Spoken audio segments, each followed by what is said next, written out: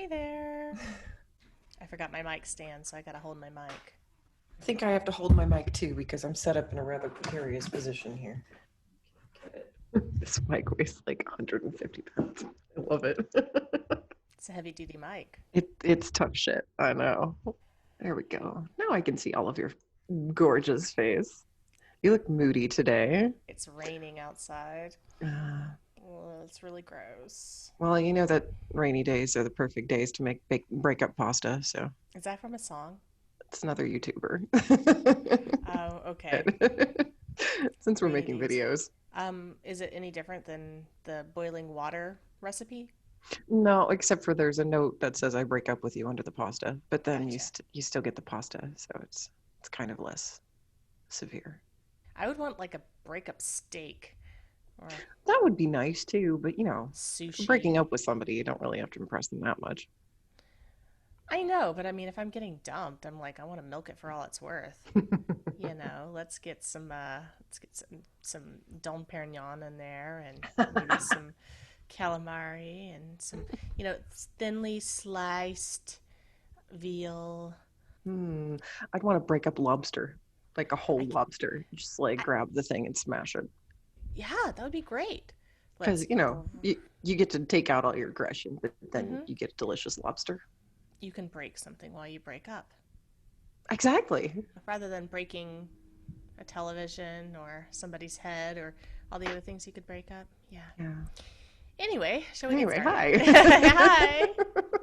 Hello, everybody. Welcome to Homespun Haints. I'm Becky. And I'm Diana. And today on the show, we have another. Floridian. And no, let's start Ghost Hunter. over. Let me start over. Ah, I need more coffee. And today on the show, we have another paranormal investigator who's actually friends, and we heard mention of her on last episode with Christy Sumner.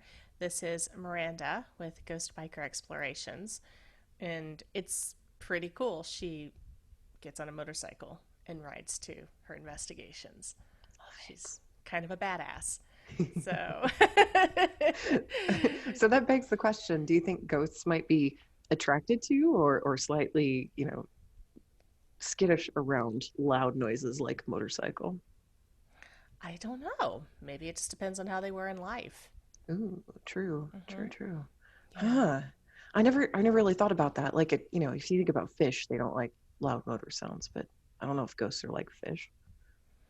I I don't don't know why know. I drew that comparison first. That's kind of That's a not really logical. weird Yeah, comparison. Well, I they know. both float. They kind of swim through whatever substance that they're trapped in, I guess. They So do they all like float down there. It's true. corners. Yeah. Ooh. I don't know. I've seen a fish intelligently recognize somebody from across the room. Hmm. Oh yeah, fish are a lot smarter than people give them credit for. What about Sparky? Sparky recognized your sister when he was at the gallery. Probably. I don't know. I'm not into eels, so I didn't. Not into eels, I even with mean, eel sauce. no, actually, I don't like the way they taste. Oh, oh, that's No, sad. they're a little slimy. But you know the band The Hmm. Eels. I've really gotten into them lately.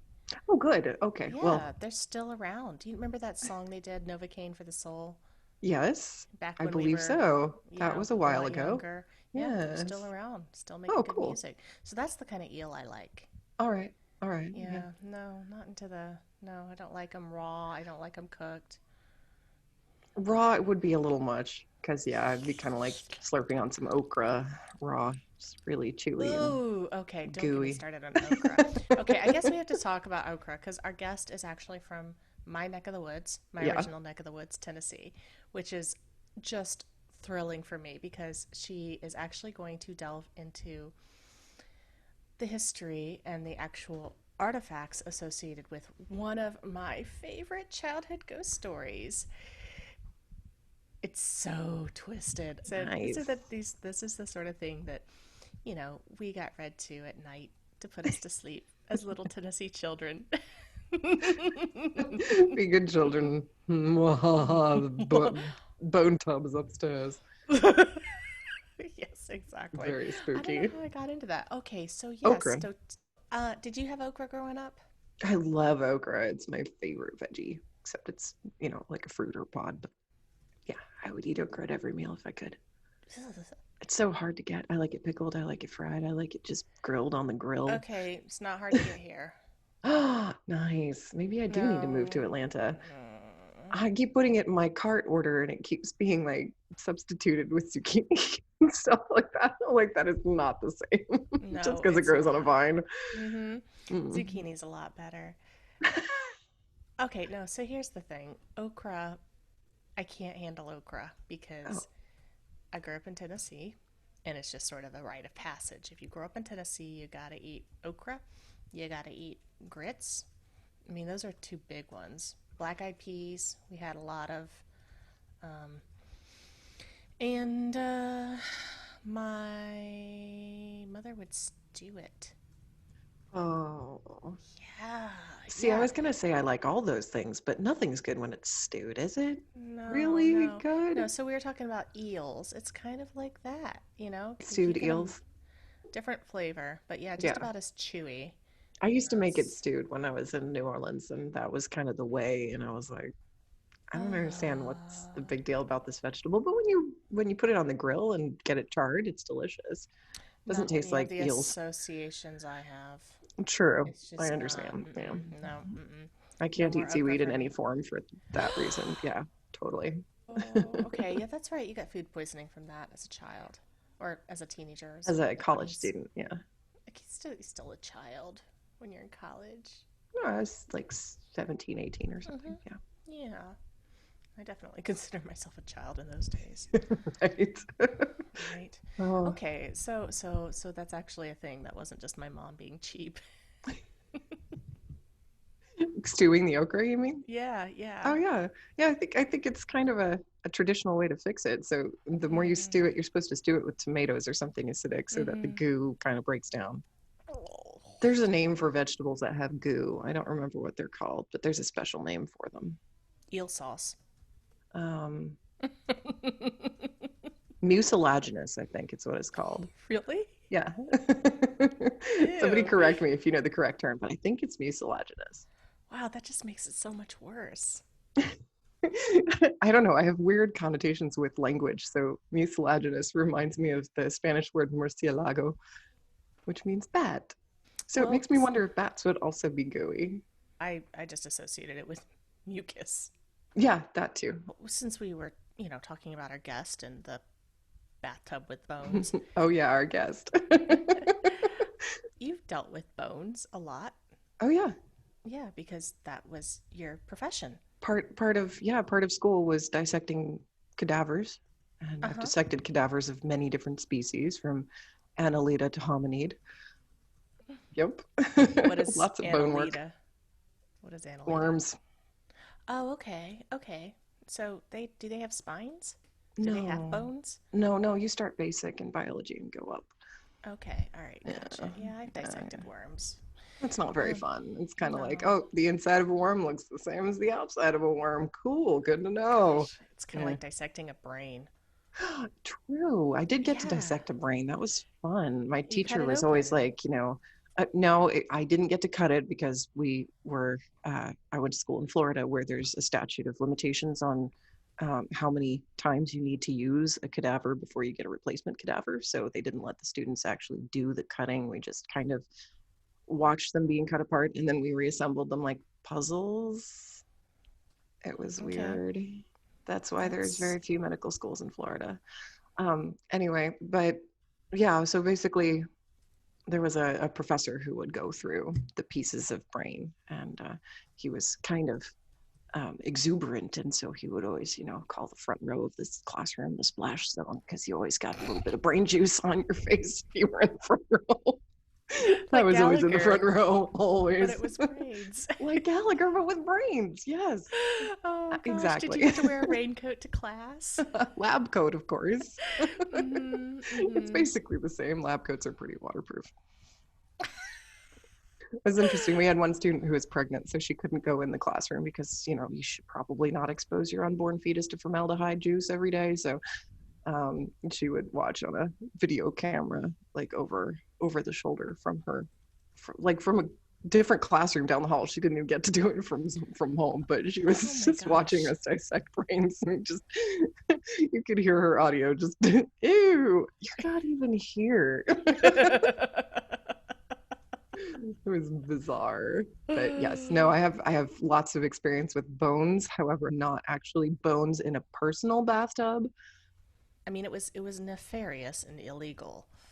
It was It not. sounds nefarious, yeah. Yes, it was. There was definitely a reason. There's some hauntings associated with this. Oh Oh, gosh, I just love this story so much. I can't wait to get it on here because sweet. yeah, it's just so nice when you hear, it's like a nursery rhyme from your childhood. When you hear a story of a Um, sick, twisted childhood where you eat stewed okra and hear about the local ghosts. oh, there's nothing sick and twisted about feeding your children stewed okra. Come on. Well, maybe I a don't little bit, but know. it'd be like it's this or bugs, kids. Your choice. Or It's eels. true. Yeah, well, luckily eels were too exotic and bugs never got to that level. That's weird. You were country folk. I'd think you'd be all up in the weird foods, no? Country folk don't eat bugs. Even accidentally. I mean, Oh, yeah, tons of they're all up in your times. space and you're Yeah, I know. sleeping. Ugh, man, I can tell you what they all taste like. Mm, Tasting notes. That's what we need. Tasting Like notes for tasting bugs. notes. Yeah, those Asian beetles are nasty. Oh Ugh. yeah, the And ones you that look can, like ladybugs but aren't. yeah, yeah, and that you cannot crunch through that. It doesn't matter how much you chew. Yeah, I just get it's like trying to chew through a piece of metal. Gross. That tastes worse. Oh, Sorry, I don't know why you needed to know that. that's okay. No, But you eat bugs for fun, so. June bug season is in full swing right now. So Oh gosh, yeah, you're getting your little tasty salted snacks. I have a video of one. It's funny, but you know the critter from Hitchhiker's Guide to the Galaxy that is the beast that wants to be eaten and gets upset when you Oh don't eat yeah, it. yeah, the restaurant at the end of the universe. Yeah. Yes, exactly, exactly. Mhm. Mhm.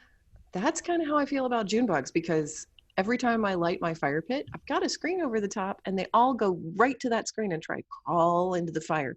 And as they're crawling, they cook. So it's almost like they're sacrificing themselves specifically to be eaten because you just put a little olive oil and salt on that. That's perfect. It's very al dente, done over an open fire. They kind of crackle like I don't know what. Like nothing you've ever eaten if you haven't eaten bugs. Oh. Um, So you said you had a video? I do.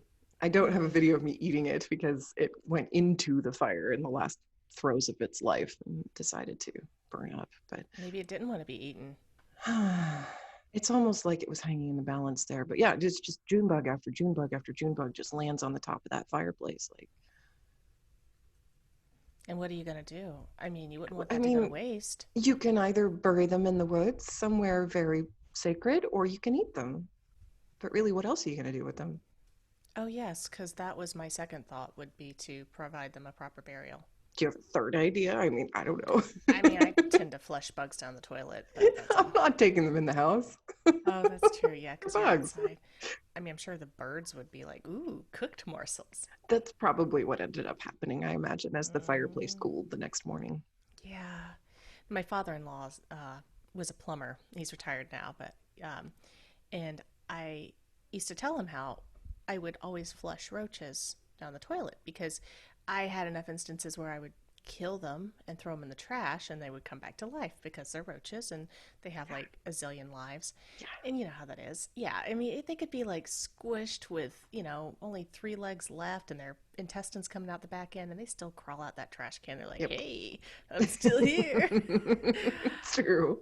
And he got after me for that. He's like, don't flush them. I was like, why? And he's like, they can live in the sewer for up to 2 weeks in Ew. water.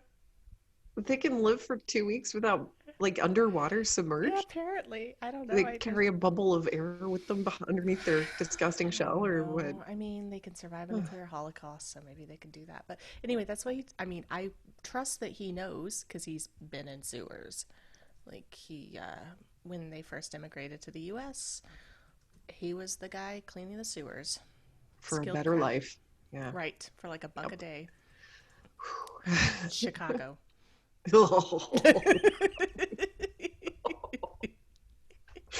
Oh man, that just made it a whole new level of worst. Oh man, Wow. that man worked hard. He deserves his Yeah. retirement. Oh my goodness. Wow.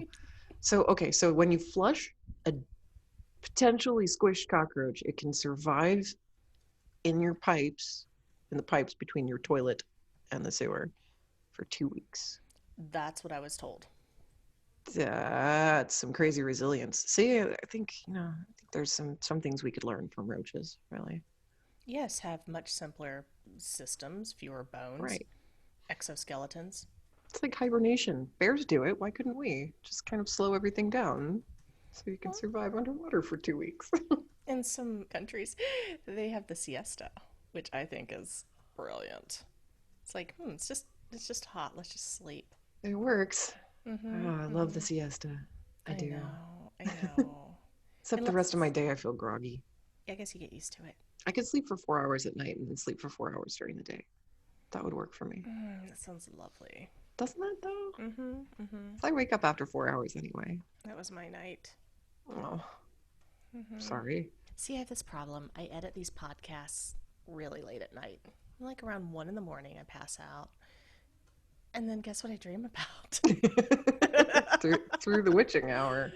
Oh, dear. Yeah, yeah. And then I wake up around 3. I always wake up around 3. And then I realize it's 3, or it's like 3:13, which is almost worse, or Ooh. 3:33 or something. And then, of course, I'm like, I gotta use the bathroom. So I hop up and I turn on all the lights because I'm afraid of the Hat Man. Yeah. And yeah, because that's all I'm afraid of, really. That and the dentist and clowns. Like, that's it, you know. People who are unlikely to be in your bedroom. But you never know. I mean, some of these stories are just so whacked. It could happen, right? Yeah, I'm so, and then, and if you're half asleep, you see things anyway.